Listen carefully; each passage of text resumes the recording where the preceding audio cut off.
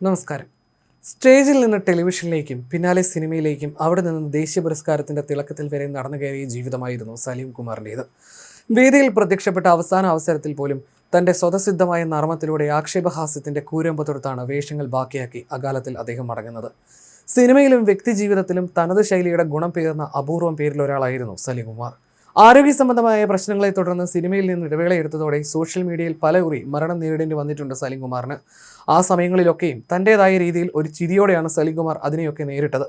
അതിനെപ്പറ്റി ഒരിക്കൽ അദ്ദേഹം തന്നെ പറഞ്ഞത് ഇങ്ങനെയാണ്: സോഷ്യൽ മീഡിയ കാലത്ത് മലയാളിക്ക് മരണം ഒരു കൗതുകമോ തമാശയോ ആയി മാറിയിട്ടുണ്ട്. അച്ചടി മാധ്യമങ്ങളിൽ ഒരു വ്യാജ വാർത്ത വന്നാൽ അത് പരിശോധിക്കാനും നിജസ്ഥിതി ഉറപ്പുവരുത്താനും എഡിറ്റർമാരുണ്ട്. സോഷ്യലിൽ വാളെടുത്തവരെല്ലാം വെളിച്ചപ്പാടുമാരാണ്. എന്നെ അവർ ഒന്നല്ല പലതവണയാണ് കൊന്നത്. സലീം കുമാർ അന്തരിച്ചു എന്ന് വാർത്ത കൊടുക്കും, എന്നിട്ട് എന്നെ വിളിച്ച് ചോദിക്കും, സത്യത്തിൽ സലീമേട്ടൻ മരിച്ചോ ഇല്ലല്ലോ എന്ന് പറയുമ്പോൾ അവർ ചിരിക്കും. നിങ്ങൾക്ക് എവിടെ നിന്ന് കിട്ടി ഈ വാർത്തയെന്ന് ചോദിച്ചാൽ ഒരാൾ പറഞ്ഞതാണെന്ന് പറയും. ആരെങ്കിലും ഒരാൾ എവിടെയോ ഇരുന്ന് നമ്മുടെ മരണം തീരുമാനിക്കുകയാണ്. വന്ന് കാലിൻ്റെ റോള് പോലും ഇവർ ഏറ്റെടുത്തു കഴിഞ്ഞു. മരണത്തെ പോലും എന്നും പോസിറ്റീവായിട്ടായിരുന്നു സലീം കുമാർ കണ്ടത്. തൻ്റെ 54ാം പിറന്നാൾ ദിനത്തിൽ അദ്ദേഹം പങ്കുവച്ചൊരു കുറിപ്പ് ഇങ്ങനെയായിരുന്നു: ജീവിതം എന്ന മഹാസാഗരത്തിൽ ആയുസ് എന്ന വഞ്ചിയിലൂടെയുള്ള എൻ്റെ യാത്ര 54 കാതങ്ങൾ പിന്നിട്ട് 55ലേക്ക് ഇന്ന് പ്രവേശിക്കുകയാണ്.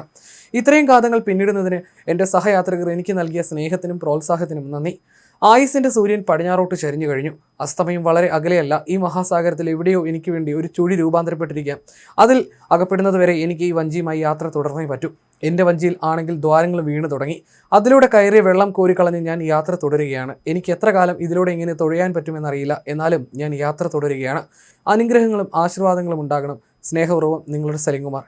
ഈ പോസ്റ്റിനെ പറ്റി പലവിധ ചർച്ചകളും പിന്നീടുണ്ടായി. അതിനെപ്പറ്റി ഒരു അഭിമുഖത്തിൽ അദ്ദേഹം തന്നെ പറഞ്ഞത് ഇങ്ങനെയാണ്: 55ാം വയസ്സിൽ സമൂഹ മാധ്യമങ്ങളിൽ പങ്കുവച്ച പോസ്റ്റിൽ അസ്തമയത്തെക്കുറിച്ചുള്ള സൂചനകളുണ്ട്. അത് വേണ്ടിയിരുന്നു എന്ന് പലരും ചോദിച്ചു. അതൊരു സത്യമാണെന്നിരിക്കെ മറച്ചു വെക്കുന്നത് എന്തിനാണെന്നാണ് എനിക്ക് തോന്നിയത്. നമ്മളെല്ലാം ഒരു തോണിയിൽ സഞ്ചരിക്കുന്ന ആളുകളാണ്. ഒരിക്കൽ ഒരു ചുഴിയിൽ നമ്മൾ അകപ്പെടും. നമുക്ക് മുൻപ് സഞ്ചരിച്ചവരൊക്കെ അകപ്പെട്ടിട്ടുണ്ട്. അത് മനസ്സിലുണ്ടെങ്കിൽ നാം അന്യരെ ദ്രോഹിക്കില്ല. ആ ചിന്തയില്ലാത്തവർക്കാണ് എനിക്ക് അവർ ശരിപ്പെടുത്തി കളയാമെന്ന് തോന്നുന്നത്. ഞാനൊരു ഉറുമ്പിനെ പോലും നോവിക്കാറില്ല. കാരണം അസ്തമയത്തെക്കുറിച്ചുള്ള ചിന്ത മനസ്സിലുണ്ട്. ഭൂമിയിൽ നിന്ന് വിട പറഞ്ഞു പോകേണ്ടവർ മറ്റൊരു ജീവനെ ഇല്ലാതാക്കാൻ ശ്രമിക്കുന്നതിൽ എന്താണ് അർത്ഥം? അങ്ങനെ നോക്കുമ്പോൾ അസ്തമയത്തെക്കുറിച്ചുള്ള ചിന്തയും പോസിറ്റീവ് അല്ലേ? പക്ഷേ ആളുകൾ പറയുന്നത് അത് നെഗറ്റീവാണെന്നാണ്. നെഗറ്റീവും പോസിറ്റീവും തമ്മിൽ തിരിച്ചറിയാത്തവരാണ് നമ്മുടെ നാട്ടിൽ കൂടുതലും. മിക്കപ്പോഴും ചിരിച്ചു മാത്രമാണ് സലീം കുമാറിനെ പ്രേക്ഷകർ കണ്ടിട്ടുള്ളത്. ആ ചിരിയിലൂടെ പ്രേക്ഷകന്റെ മുഖത്തും അദ്ദേഹം ചിരി പടർത്തി. ആ ചിരി അവശേഷിപ്പിച്ചാണ് അദ്ദേഹം മടങ്ങുന്നത്. കൊച്ചിയിലെ സ്വകാര്യ ആശുപത്രിയിൽ ചികിത്സയിലിരിക്കുകയാണ് അദ്ദേഹത്തിന്റെ അന്ത്യം. 10:43 അദ്ദേഹത്തിന്റെ മരണം സ്ഥിരീകരിച്ചത്.